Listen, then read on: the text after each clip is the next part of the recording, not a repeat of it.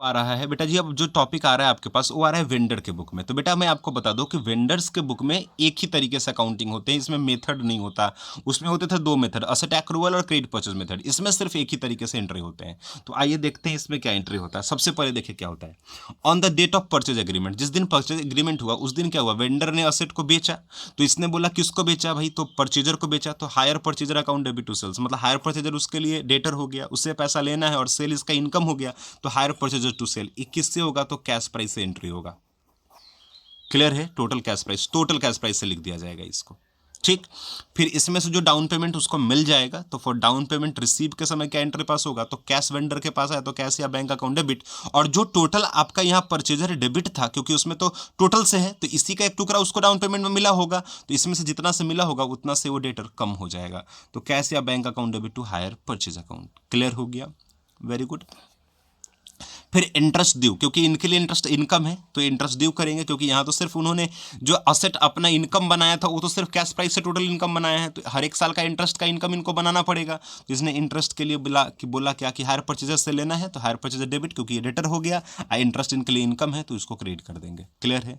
फिर उसके बाद उन्होंने इंस्टॉलमेंट रिसीव करना है, तो इंस्टॉलमेंट रिसीव करना है तो कैश आएगा, तो कैश या bank account debit to hire purchaser, क्योंकि हायर परचेजर को ऑलरेडी उन्होंने कैश प्राइस से यहाँ ऑलरेडी डेबिट कर रखा था और यहाँ इंटरेस्ट से डेबिट कर रखा है, तो दोनों मिला के उनको इंस्टॉलमेंट का पैसा मिल जाएगा।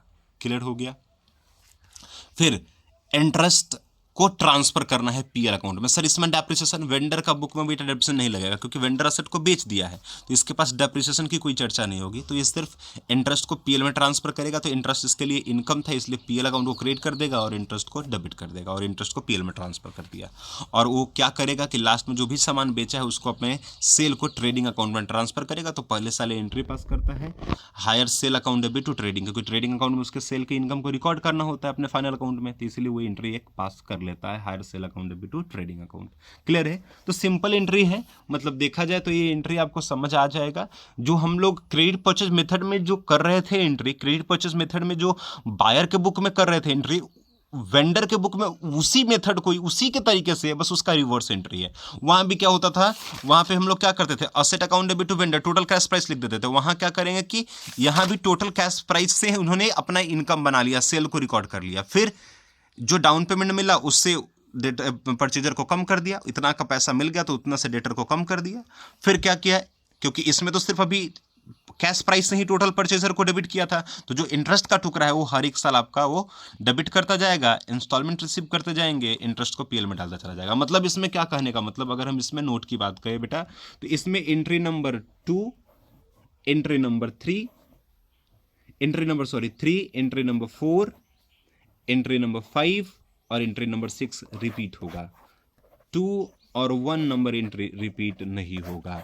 3 नंबर एंट्री किसका है, तो सर 3 नंबर एंट्री इंटरेस्ट को ड्यू करने का एंट्री है, डाउन पेमेंट का एंट्री बस एक बार होता है, ये total already hire purchase agreement के समय ही हो गया होगा, तो ये 2 एंट्री बस पहले साल होता है। बाकी एंट्री ए वाला, ये वाला इंस्टॉलमेंट रिसीव और इंटरेस्ट का एंट्री और ये ट्रेडिंग में एंट्री रिपीट होगा। 6 नंबर एंट्री बार बार रिपीट नहीं होगा, क्योंकि ये बस पहले साल होगा। बाकी ये 2 3 4 5 3 4 5 बार बार रिपीट होता चला जाएगा, 3 4 5 3 4 5 एंट्री रिपीट होता चला जाएगा। बात आ गया समझ में, बहुत इजी है, एंट्री में आपको कहीं कोई दिक्कत नहीं होगा। अब देख सकते हैं पहला क्या था, हायर परचेजेस टू सेल पहला एंट्री, दूसरा डाउन पेमेंट का, फिर इंटरेस्ट का, फिर आपका इंस्टॉलमेंट का एंट्री है, फिर आपका इंटरेस्ट को ट्रांसफर करने का एंट्री है, और एक एंट्री है पहले साल ही होता है जो ट्रेडिंग अकाउंट में अपने सेल को इनकम को दिखाता है, बार बार नहीं, हर एक साल नहीं, क्योंकि एक बार में ही टोटल सेल ट्रेडिंग में चला जाएगा, तो नेक्स्ट टाइम से एंट्री नहीं होगा, बस फर्स्ट ईयर में ही। बाकी जो सेकेंड ईयर से एंट्री जो जाएगा वो इंटरेस्ट वाला, इंस्टॉलमेंट वाला और इंटरेस्ट को ट्रांसफर करने वाला। तो ये सिंपल है, ये सिंपल तरीका है जो हमने आपको बताया। बेटा जी इसी टॉपिक के साथ हम आपको एक टॉपिक और समझा देते हैं, एक है डेप्रिसिएशन का टॉपिक।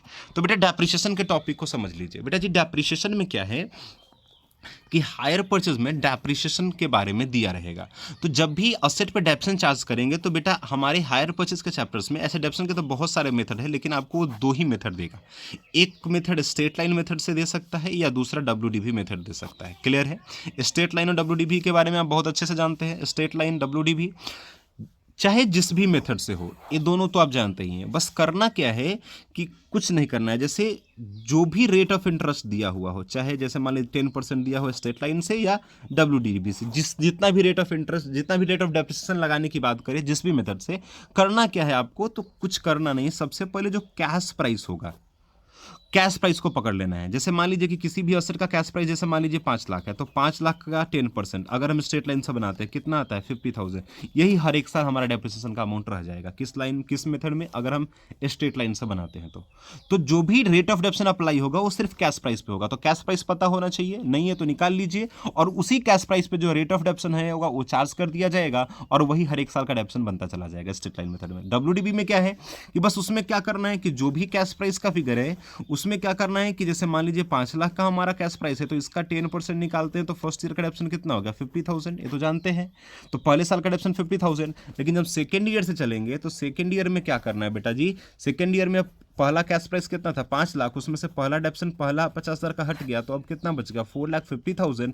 अब इस पे डेप्रिसिएशन चार्ज कर देंगे 10%, तो दूसरे साल का डेप्रिसिएशन कितना होगा 45,000। अब क्या करेंगे, ये दूसरे साल का डेप्रिसिएशन हो गया, अब इसमें से इसको लेस कर देंगे, तो ये कितना हो जाएगा 4,05,000।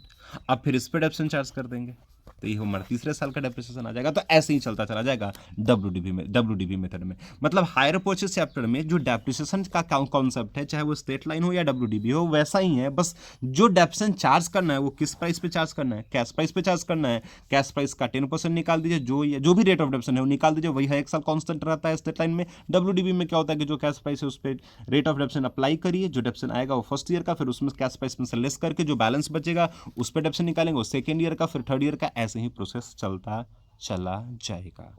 Very good.